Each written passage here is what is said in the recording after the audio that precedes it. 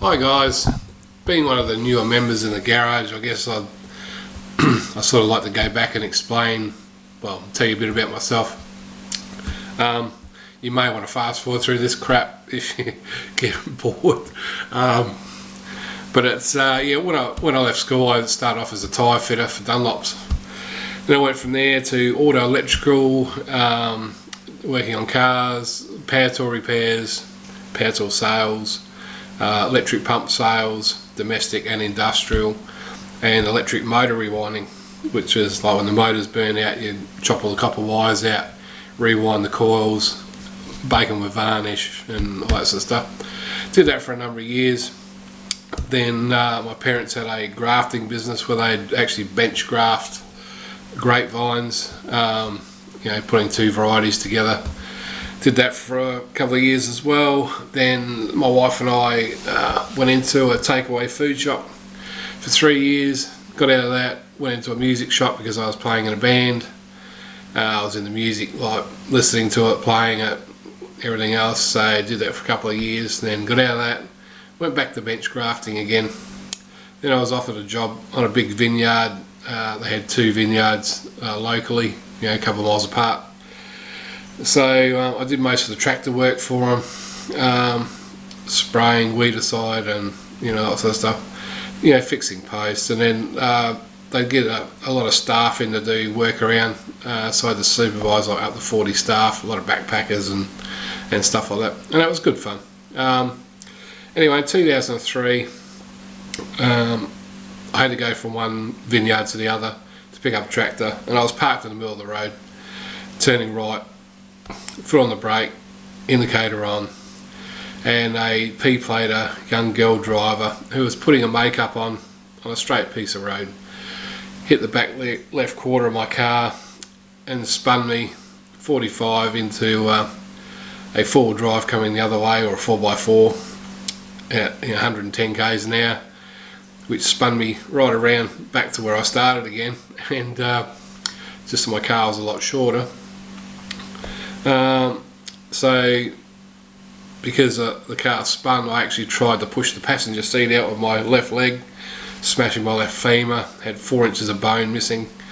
They had to put a K-nail which goes inside the bone from my knee all the way out to my hip to hold it together. Did damage to my shoulder. I got 2 tendons missing on my right shoulder, rotator cuff is damaged. The vertebrae in my back, lower back's damaged, vertebrae in my neck's damaged, plus I've got a bump on the head. So I've got memory loss, and it's short term and long term. I can't remember how to play the guitar anymore, which is sad because that was the thing that I used to love to do. And I've tried picking it up. I've watched some YouTube, like just beginner stuff, and it's just not there anymore. Like the passion I had for playing. Because I used to write music as well. You used to lyrics and the music for the band, and just it's just not there. Like, it's, you know. Anyway, yeah. So from that, I was a bit devastated because I was on a walking frame for 12 months. Then after that, I was on crutches for 9 months, and every month I'd have to drive 600-mile round trip to Adelaide to see the surgeon. I'd only be in there for like 5 minutes for an x-ray, talk to the surgeon for 5 minutes, and then back home again every month. And I had to do that for 4 years. And every time I went down there, I'd be asking him, like, when can I go back to work? When can I go back to work? And he's there going, oh look, another 12 months at least, and 12 months go past, and go on, when can I go back to work? Oh, another 12 months at least. Anyway, the final time I saw him, and I said, well, come on, when can I go back to work? And he goes, you never go back to work.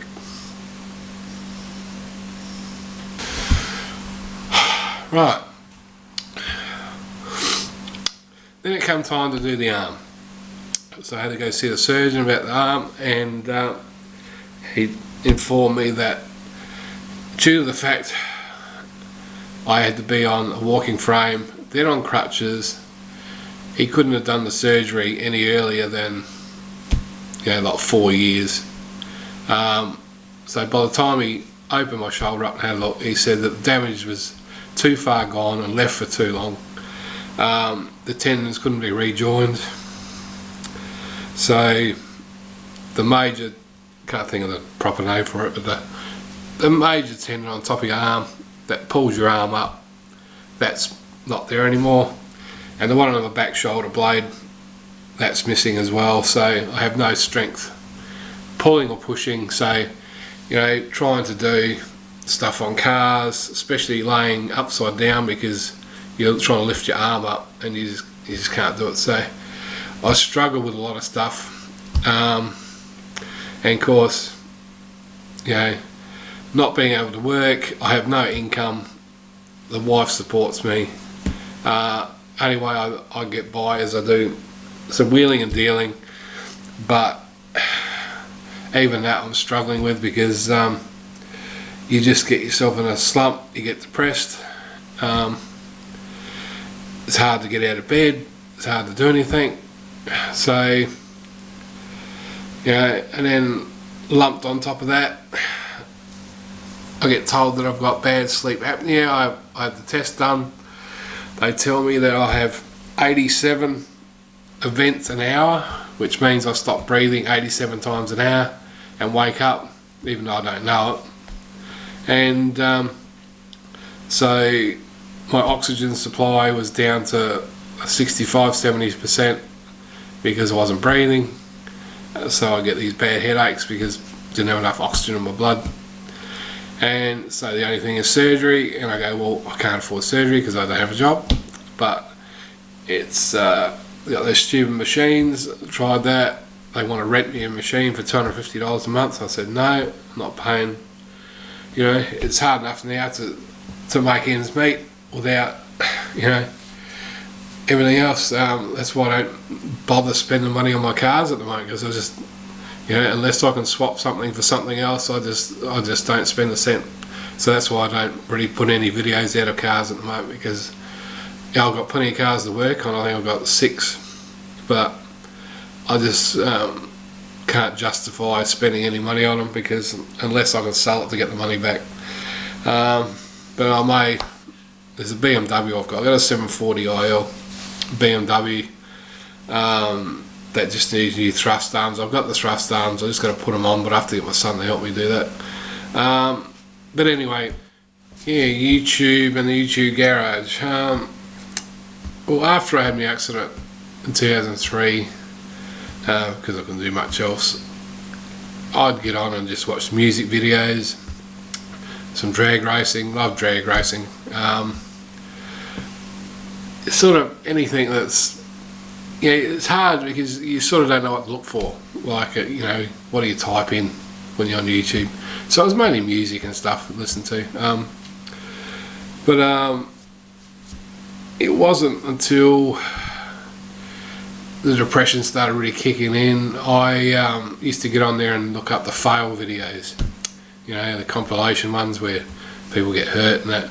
And I don't know, it's not very nice, but when you see those compilation videos, you get a laugh out of them. So it's I used to go on there just to sort of cheer myself up a bit.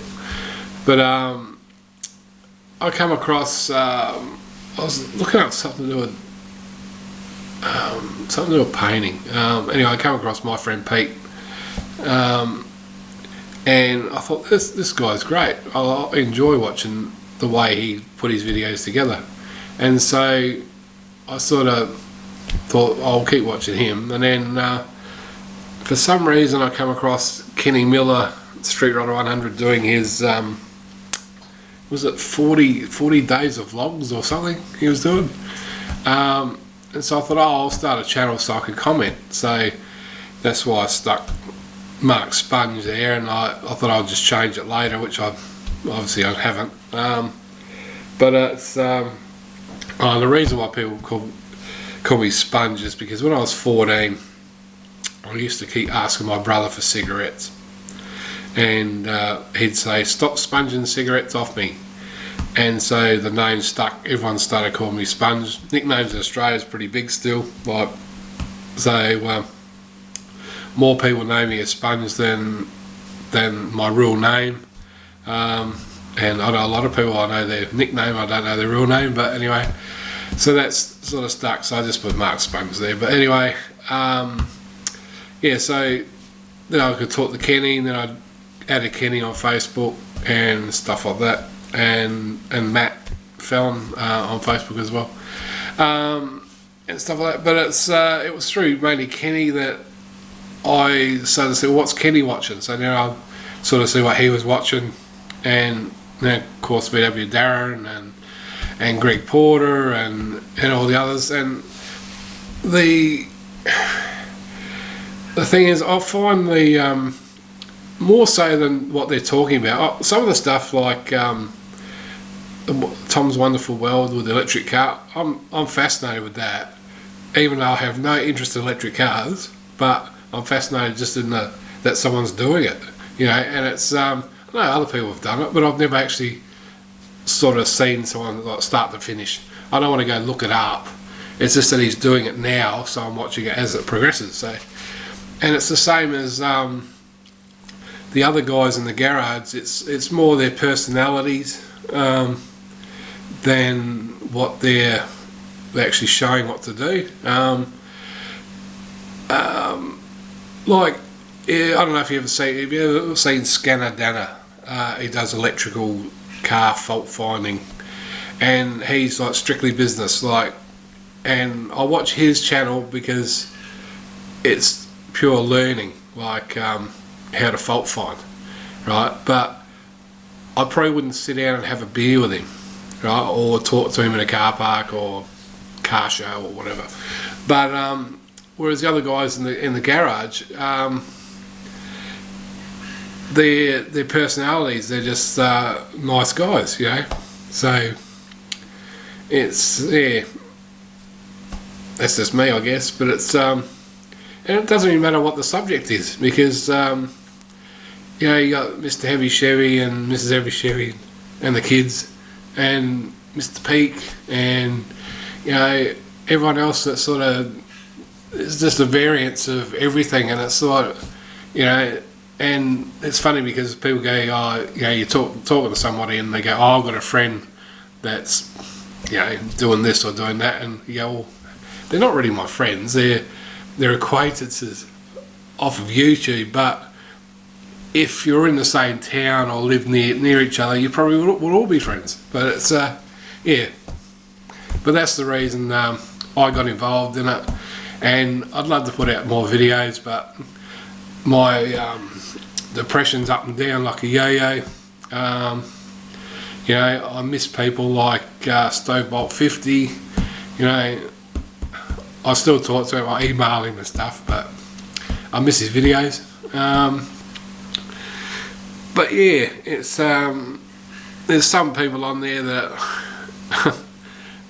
no one rubs them up the wrong way, I guess. No, I shouldn't say that. It's there's some strange people out there, but I guess I watch them because they are strange. I guess that adds to it as well. It's but a lot of it's, you know, all coming back to me. Like, I'd love to do more videos on stuff, but I just can't. I have trouble remembering stuff, remembering people's names. You know, it'll be in my head one minute, next minute it won't be there.